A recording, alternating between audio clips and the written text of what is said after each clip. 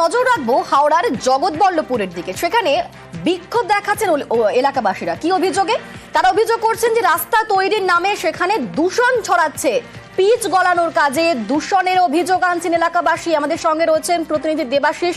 দেবাশিস বিস্তারিত বলতে পারবে। দেবাশিস, দেখো, দীর্ঘদিন ধরে এই জগৎবল্লভপুর মুন্সিরহাটে রাস্তা তৈরির কাজ চলছিল, পঞ্চায়েতের কাজ, এবং সেই কাজে যেটা অভিযোগ ওঠে যে স্থানীয় বাসিন্দা এবং স্কুল পড়ুয়ারা সবচেয়ে বেশি অভিযোগ তোলে। স্কুলের তরফ থেকে অভিযোগ ওঠে একাধিক স্কুল থেকে যে পিচ গলানোর নামে, যে মেশিনে পিচ গলানোর নামে যে ধোঁয়া, তা কিন্তু কার্যত দূষণ ছড়াচ্ছিল গোটা এলাকা জুড়ে। এমনকি একটা সময় স্কুল চালানো কার্যত বন্ধ হয়ে যাচ্ছিল, ছাত্রছাত্রীরা স্কুল আসা বন্ধ করছিল। এবং এরই প্রতিবাদে আজ মুন্সিরহাট রোড, হাওড়া আমতা রোডে সেখানে অবরোধ করে স্কুল পড়ুয়া থেকে। দেবাশিস, এখনো কি সেই অবরোধ চলছে? এখন কি পরিস্থিতি? দেখো, এই মুহূর্তে পরিস্থিতি সেখানে জগৎবল্লভপুরের বিডিও সেখানে পৌঁছে কাজ বন্ধের নির্দেশ দেওয়া হয়েছে। পুলিশ পিডব্লিউডির যে কর্মীরা, তাদেরকে কাজ বন্ধ করতে বলা হয়েছে। তবে এখনো সাধারণ মানুষকে বুঝিয়ে অবরোধ তোলার চেষ্টা চলছে। অবরোধ এখনো চলছে। তাদের দাবি যে এই পিচ যদি গলাতে হয় তাহলে হাইওয়েতে কোথাও পিচ গলিয়ে সেখান থেকে নিয়ে এসে তারপর রাস্তা তৈরি করতে হবে। এবং গ্রিন বেঞ্চের কিন্তু অর্ডারও রয়েছে, এরকম কোনো জনসমক্ষে কোনো এলাকায় সেখানে পিচ গলানোর মতন কাজ করা যাবে না। তারপরেও পিডব্লিউডির এই কাজে ক্ষুব্ধ এলাকার মানুষজন। বেশ, ধন্যবাদ দেবাশিস।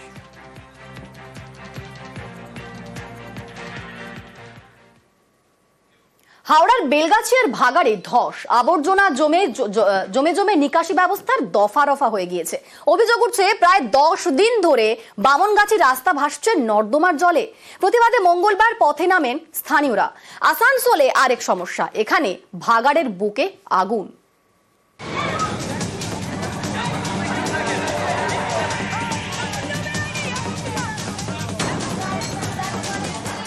এটা হাওড়ার বামনগাছির রাস্তা, নর্দমার জলে ভাসছে। অভিযোগ প্রায় 10 দিন ধরে এই হাল। কয়েকদিন আগেই হাওড়ার বেলগাছিয়ার ভাগাড়ে ধস নামে। বিশেষজ্ঞদের মতে এই ভাগাড়ের আবর্জনা থেকে মিথেন গ্যাস উৎপন্ন হয়। তা থেকে মাঝে মধ্যে বিস্ফোরণ ঘটে, আগুন লাগে, ধস নামে। এর জেরে আবর্জনায় বুজে গিয়েছে ভাগাড়ের পাশের নিকাশি নালা, যার ফল ভুগছে ভাগাড় লাগোয়া এলাকা বামনগাছি। নিকাশি নালার নোংরা জল বেরোনোর পথ নেই, তাই রাস্তায় উঠেছে নর্দমার জল। নোংরা জল ঢুকছে ঘরেও। এরই প্রতিবাদে মঙ্গলবার রাস্তায় নামেন স্থানীয়রা। বেনারস রোড অবরোধ করেন।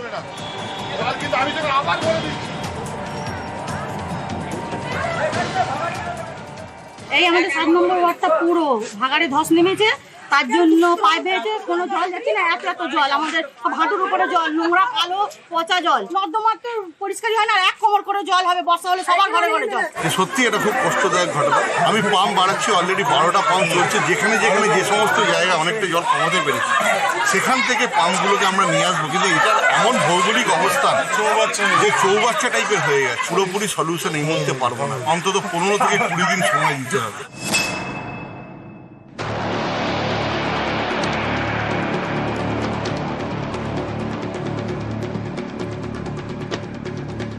সোমবার থেকে আসানসোলের ভাগাড়ে আগুন, চারপাশ ধোঁয়ায় ধোঁয়া।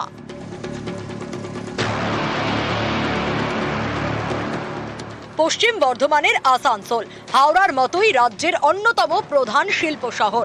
এখানকার কালী পাহাড়ি এলাকায় রয়েছে 40 বছরের পুরনো ডাম্পিং গ্রাউন্ড। 19 নম্বর জাতীয় সড়কের দুপাশে 2টি ডাম্পিং গ্রাউন্ড। রোজ এখানে আসানসোল পুরসভার 40টি ওয়ার্ডের আবর্জনা জমে। সোমবার সকাল থেকে এই ডাম্পিং গ্রাউন্ডে আগুন।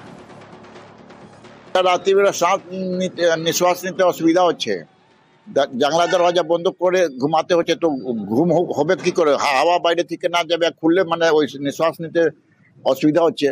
চারদিকে ধোঁয়া ধোঁয়া হয়ে যাচ্ছে রাত্রিবেলা। কোনো ব্যবস্থা করা না হলে মানুষ কি করে থাকবে? প্রশাসনিক ভাবে আমরা দমকলকে জানিয়েছি, তারা ব্যবস্থা নিচ্ছে। এই আগুনগুলো চট করে নেবে না, দেরি হয়, প্লাস্টিক থাকে, থাকে। কিন্তু আমরা চেষ্টা করছি তাড়াতাড়ি যাতে সম্পূর্ণ ধোঁয়াটাই যেন বন্ধ হয় সেই ব্যবস্থা।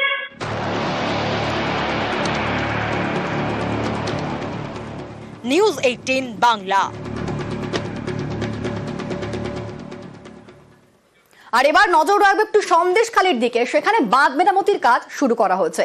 সন্দেশখালীতে কলাগাছিতে বাঁধ ভেঙে বিপত্তি ঘটে। গতকাল আমরা সেই সময় দেখিয়েছিলাম, সেখানে গতকাল ভাঙে 40 ফুট নদীর বাঁধ, জলমগ্ন হয়ে পড়ে প্রায় 10টি গ্রাম এবং সেখানে চাষের জমি ক্ষতিগ্রস্ত হয়, মাছের ভেড়িতে জল ঢুকে যায়।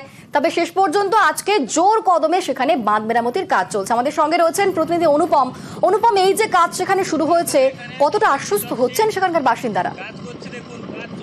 দেখো অনিন্দা, প্রথমেই বলে রাখি, এই যে সুন্দরবন লাগোয়া সন্দেশখালীর যে কলাগাছি নদীর যে তালতলা এলাকায় গতকাল প্রায় 40 ফুট নদীর বাঁধ ভাঙে এবং প্রায় 10টি গ্রাম জলমগ্ন হয়, মাছের ভেড়ি ক্ষতি হয়, চাষের জমির ক্ষতি হয়, বেশ কয়েকশো পরিবার তারা বাচ্চারা হয়। এবং এই যে বাঁধ কিন্তু গত দুদিন ধরে ক্ষতিগ্রস্ত হয়েছিল। আমরা কিন্তু আশঙ্কা প্রকাশ করেছিলাম যে এই নদীর বাঁধ ভাঙতে পারে এবং গতকাল প্রায় বাস্তবে পরিণত হয়েছিল যে নদীর বাঁধ ভেঙেছিল। এবং তারপরে কিন্তু ঘটনাস্থলে যায় সন্দেশখালীর যে বিধায়ক সুকুমার মাহাতো যায় এবং ইরিগেশন দপ্তরের আধিকারিকরা যায়, কর্মীরা যায় এবং তারপরে গতকাল থেকে কিন্তু জোর কদমে এই বাঁধ মেরামতের কাজ শুরু হয়েছে এবং আজকে সকাল থেকেও কিন্তু বাঁধ মেরামতের কাজ জোর কদমে চলছে। এবং ইরিগেশন দপ্তর থেকে যেটা জানানো হয়েছে যে আজকের মধ্যে এই বাঁধ মেরামতের কাজ সম্পন্ন হবে এবং তারপরে কিন্তু এলাকার মানুষের মনে কিন্তু যথেষ্ট স্বস্তির একটা বাতাবরণ তৈরি হয়েছে। কারণ যতটা ক্ষতি হয়েছে এরপরে আর ক্ষতি বাড়বে না এমন কিছু আশা করা যাচ্ছে, যে কারণে কিন্তু কিছুটা স্বস্তি হলেও কিন্তু এলাকার মানুষের। তবে কত তাড়াতাড়ি এই বাঁধ মেরামত সম্পন্ন হয় এই দিকে কিন্তু তাকিয়ে রয়েছে এলাকার মানুষ। বেশ, ধন্যবাদ অনুপম। আপনাদের আরো একবার দেখাচ্ছি সেই ছবি, যেখানে সন্দেশখালীতে বাঁধ মেরামতির কাজ শুরু হয়েছে এবং আজকে জোর কদমে চলছে বাঁধ মেরামতির কাজ।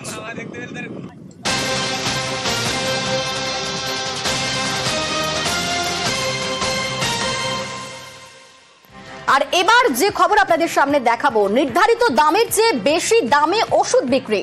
কলকাতার 68টি দোকান চিহ্নিত গত মার্চ মাস জুড়ে, যেখানে নির্ধারিত দামের চেয়ে বেশি দামে ওষুধ বিক্রি করা হচ্ছে, এমনটাই তথ্য প্রমাণ রয়েছে স্বরাষ্ট্র দপ্তরের হাতে।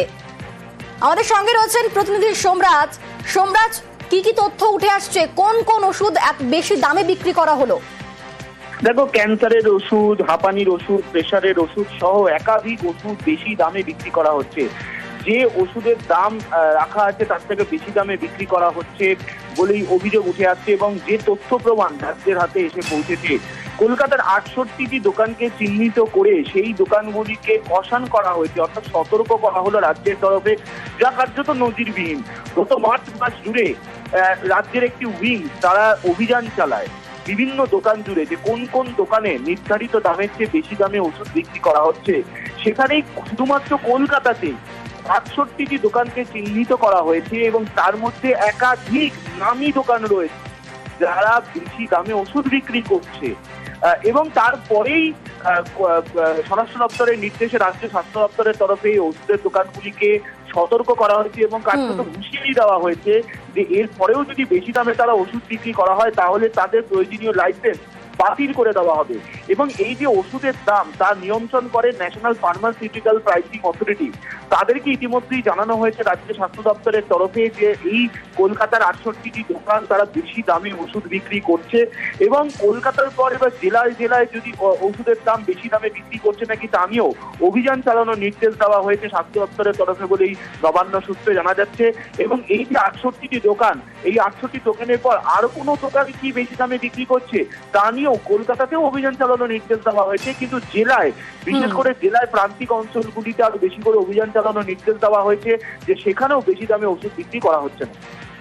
বেশ, ধন্যবাদ সোমরাজ। আপনাদের আরো একবার জানিয়ে রাখবো, নির্ধারিত দামের চেয়ে বেশি দামে ওষুধ বিক্রি। কলকাতার 68টি দোকান চিহ্নিত, মার্চ মাস জুড়ে চিহ্নিত 68টি দোকান এবং সেই দোকানগুলিকে সতর্ক করলো রাজ্য, যেখানে ক্যান্সার সহ বহু গুরুত্বপূর্ণ ওষুধে বাড়তি দাম নিয়েছে তারা এবং তারপরেই সতর্ক করেছে রাজ্য যে এর পরেও বেশি দামে বিক্রি করলে লাইসেন্স বাতিল করা হবে। কড়া হুঁশিয়ারি দিয়েছে রাজ্য।